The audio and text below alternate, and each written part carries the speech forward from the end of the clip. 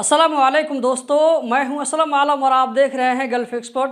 दोस्तों, इस वीडियो में कतर के बारे में कुछ लेटेस्ट अपडेट आप लोगों के साथ में शेयर करने वाला हूं, तो वीडियो को लास्ट तक ज़रूर देखें। चलिए इस वीडियो को हम शुरू करते हैं। आज का जो पहला अपडेट है वो है एमओआई कतर की तरफ से। एमओआई कतर की तरफ से कहा गया है कि कतर वीज़ा सेंटर जो कि टोटल 6 मुल्कों में है, यहाँ पर आप देख सकते हैं इंडिया, पाकिस्तान, फिलीपीन, बांग्लादेश, श्रीलंका, नेपाल, ये 6 कंट्री हैं जहां पर कतर वीज़ा सेंटर बना हुआ है।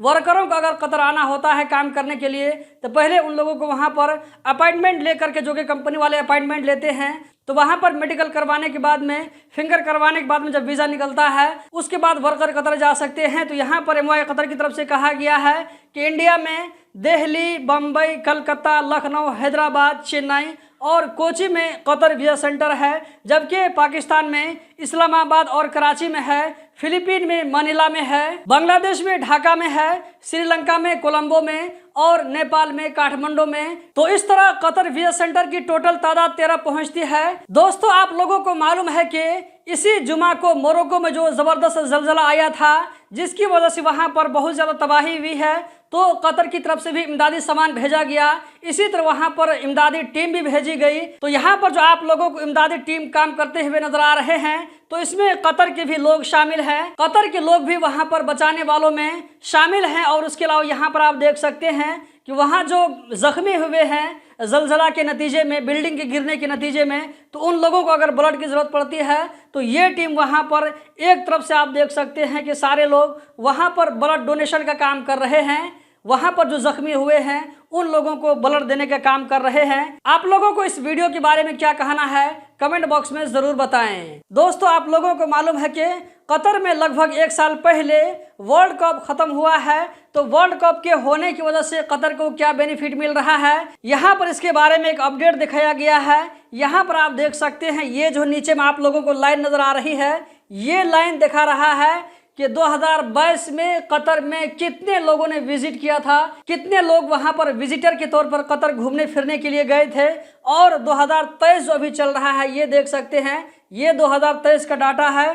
तो 2022 में जितने लोग गए थे, यहाँ पर आप देख सकते हैं, ये जो है अक्टूबर के बाद से उठना शुरू हुआ और शुरू से लेकर के मतलब कि जनवरी 2022 से दिसंबर 2022 तक टोटल 25,60,000 लोगों ने कतर को विजिट किया। जबकि वर्ल्ड कप के ख़त्म होने के बाद से अब तक, यानी कि 1 जनवरी 2023 से लेकर के अगस्त के आखिर तक जो यहाँ पर लोगों को दिखाया जा रहा है कि कितने लोगों ने कतर जाकर के विजिट किया है, तो यहाँ पर 25,63,000 लोगों को यहाँ पर दिखाया जा रहा है। जबकि अभी सितंबर, अक्टूबर, नवंबर, दिसंबर 4 महीना बाकी है। तो आप इसी डाटा से अंदाजा लगा सकते हैं कि 2023 में कितने लोग वहाँ पर कतर में जा सकते हैं। तो मेरे ख्याल से कम जो है ये 30 लाख विजिटर्स कतर में पहुंच जाना चाहिए। दोस्तों, अगला अपडेट बलदिया की तरफ से है। यहाँ पर बलदिया की तरफ से कहा गया है कि शमाल में बलदिया वालों की तरफ से एक कैंपेन चलाया जा रहा है गाड़ियों के खिलाफ में। उन गाड़ियों के खिलाफ जो कि रोड पर कहीं इधर उधर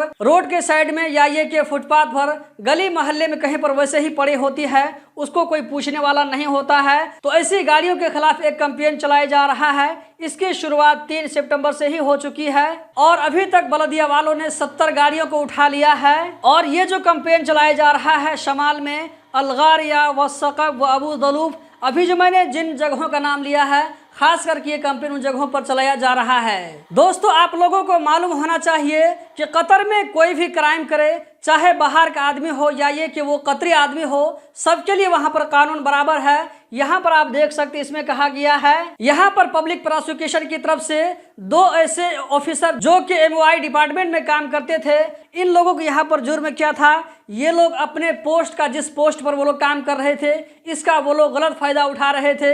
इसी तरह वो लोग जो है रिश्वत खाने का काम कर रहे थे, साइड से पैसा खा करके वो लोग काम करते थे। उसके अलावा यहाँ पर कहा गया है कि जो वहाँ पर पब्लिक पैसा था उसमें वो लोग गड़बड़ी कर रहे थे। तो इन सारे जराइम को देखते हुए इस पर जो है पूरा मुकदमा चला। ये मुकदमा 2022 से ही चल रहा है। अब इसके खिलाफ में इनको सजा दी जाएगी। दोस्तों, आज का अपडेट लेबर मिनिस्ट्री की तरफ से है।